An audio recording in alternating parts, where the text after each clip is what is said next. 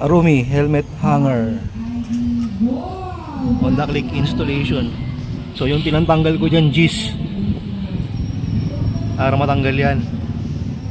Bolted siya so kailangan mo ng tools talaga. Yung parang cap, bolt cap. So Allen wrench. Buksan ko muna to.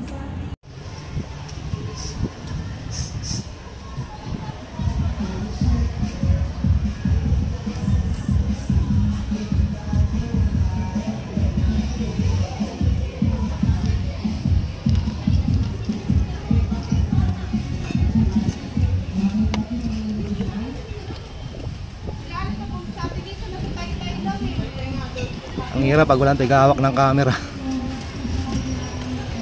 So bago mo ikita, nakaposisyon na.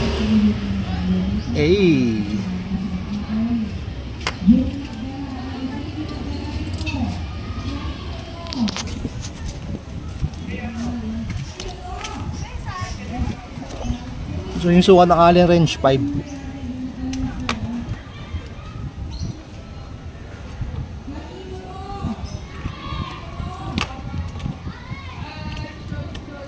So bababa ko muna yung camera. Pero ganyan yung magiging itsura niyan. Ayan. Arumi. So yun na.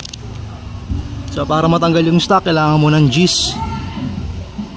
Tapos para maikabit mo naman yung Arumi, kailangan mo ng Allen wrench na 5. Medyo mataas na to na helmet holder. O kaya pamalengke.